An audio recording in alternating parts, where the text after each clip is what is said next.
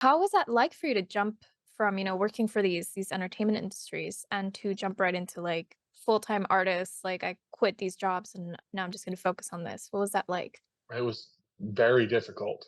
It was Mm. extremely difficult, and I went through, which is part of the reason I moved here to Texas was because, um, we never went into foreclosure or anything like that, because I had a lot of equity in my home there in California, but, um, it was very tough. I mean, it was, income was going like this when I was working, and then when I stopped, the income went like this, and the bills went like that. And Yeah. it was, and of course, I had 3 young kids at the time too, and so that was a big factor in the decision to move here to Texas because it's just much more affordable here. Hmm. Um, so and but I had, there's things as you have to do as an artist to survive.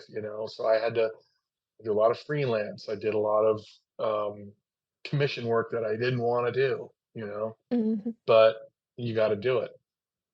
Um, so it was not an easy process, and it's still, it still can be a very scary scenario. Um, COVID was scary, but oddly enough, the galleries were doing well and they were able to move work during COVID. I never saw that coming. Didn't think that that would Hmm. be able to happen, but it did. People were just at home looking at blank walls. So like, well, I think I'm going to do this, and Yeah. that worked out. So, but no, you just you have to do what's right by your situation. Um, you know, if it's a different situation if you're married with a family. Hmm. You have to kind of make decisions based on that. As you know, and I'm sure most artists know, being an artist is a very solitary, selfish life, and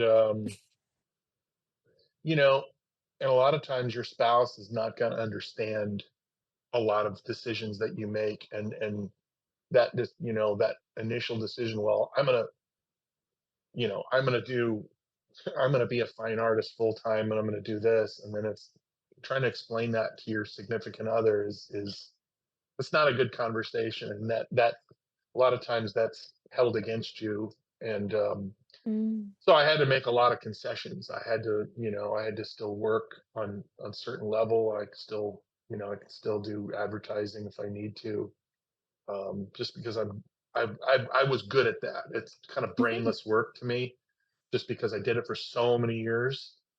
Yeah. Um, and it also helps for marketing my work too. I mean, it's a lot of artists don't know how to market their work. Yes. So I was able to do that, and since I was in when I was in the entertainment industry, I was doing a lot of video work as well. I did a lot of Mm. editing. I did a lot of um, uh, motion graphics. So back in like 2006, when the housing market was really taking a dive in Mm. Mm. United States, um, that was affecting artists because collectors were not spending money on art. So a lot of my myself included, that's kind of when I got laid off from one of the movie studios at that point. So I had nothing going. So back then, I created the first online live art school. So I worked with my cousin who was a web programmer, um, a really good one, and so he and I kind of put this website together. It's still around. It's called Zarolla.com. I haven't updated it in many years in the sense of the functionality of it. But what I did was I was at the time I put my drawing teacher. I We did live classes online that people could watch. We had people all over the world because Glenn was very well known. He was a very well known comic book illustrator. Mhm. And so we had people all over the world chiming in, and they could ask questions. They could type in and ask questions, and no one else was doing it at the time. Wow. Of course, nowadays it's like everywhere. People have it Yeah. everywhere. But that, and so that was getting.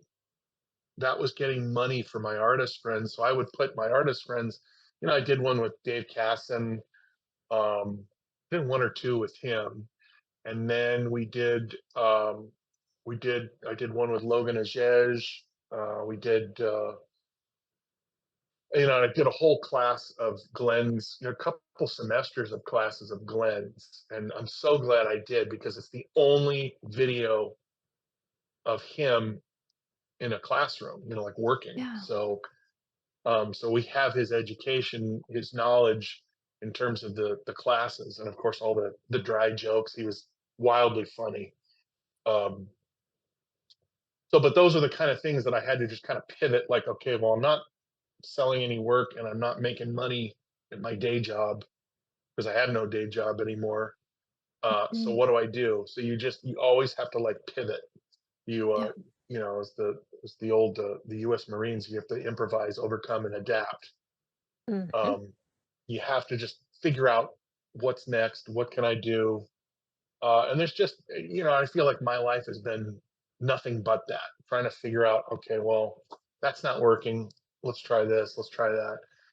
And, you eventually keep slugging along. Something will click. Something will happen.